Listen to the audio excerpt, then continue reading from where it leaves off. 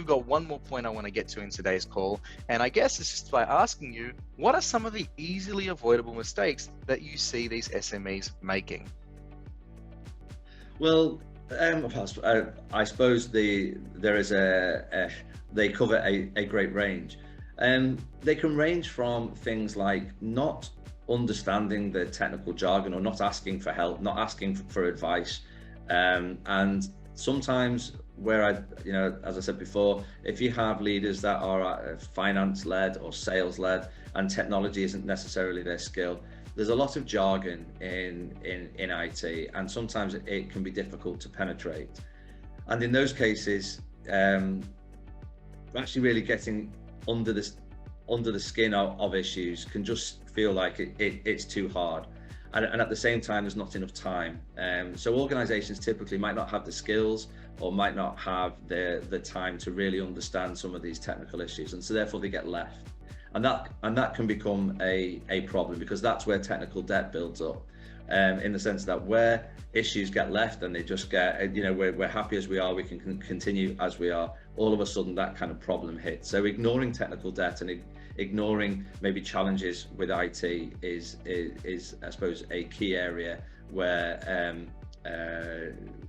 that businesses should maybe attend to. Another one is having a belief that we have an IT support team that helps us, so they look after all of our IT. IT support companies, they absolutely serve a purpose, and organizations need them. We do not do IT support, but we work with a large number of different IT support providers. But typically they are concerned with looking after networks, looking after your firewalls, your routers, your switches, your servers, all that kind of stuff, which is the data center. They don't necessarily have the time or the capability, or it's not in their inclination to think strategically. They're not typically going to sit around the boardroom and help you identify applications. They're not necessarily going to write or create a digital strategy for you. So having that belief that your IT support team has you covered in all this strategic area and for all these strategic items isn't necessarily the case. And so again, the strategic elements of their business plan will often, or the IT strategic elements of organizations' business plans often get left behind, because no one's really looking out for them. So that would be another one. And then I would say a third one is relating to managing risk, which I suppose is part of the technical debt conversation.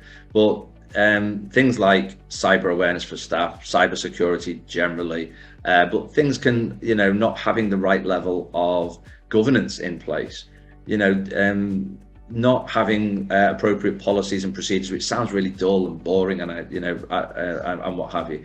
But if people join your company and they don't really know what the rules are for how to use the systems, or what good looks like, or absolutely what they shouldn't be doing, then it's very hard to protect an organization's data, which fundamentally is key. It only takes a person to make a mistake, which is easy to do.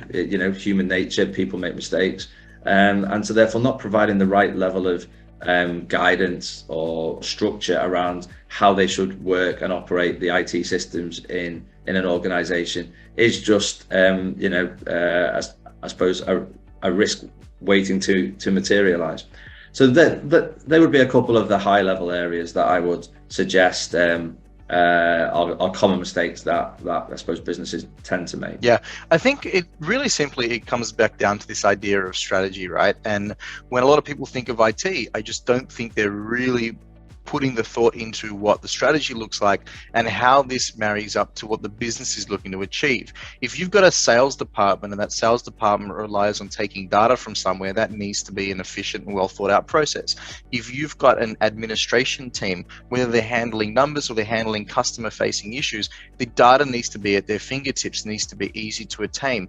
When you've got staff members who rely on certain pieces of technology to do a good job, and the things are breaking or the things are slowed down, or it's had to be hacked together from either using multiple integrations or multiple different tools, you're just slowing down their ability to do their job, and therefore you're creating a scenario where your staff are not necessarily going to be happy either. So I think if I was to summarize everything you've spoken about today, Simon, my takeaway is this: you've got a business plan and you know you've got some form of financial target and customer facing target that you're trying to achieve.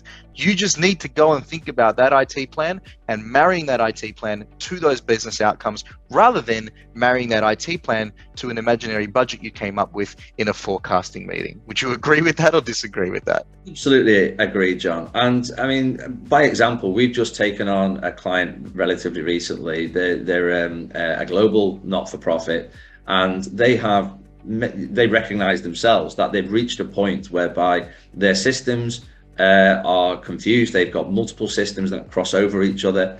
They realize that they don't have proper procedures and policies in place. There's no mechanism for determining what new systems they should have, and they also have some legacy infrastructure as well. They also have a 3 to 5 year growth plan, which they know that wouldn't be scalable given the IT infrastructure and the systems that are in place at this moment in time. We're helping them solve those kind of issues because they know that that growth plan is not achievable with their current setup. And so over the next 12, 18 months, we'll be putting in place new systems. There'll be a new intranet. There'll be a new portal for their subscribers, for their members. There'll be new policies. There'll be new procedures. There'll be new governance. And at the same time, as they go through this journey, we'll be there to support them with ad hoc advice and guidance along the way.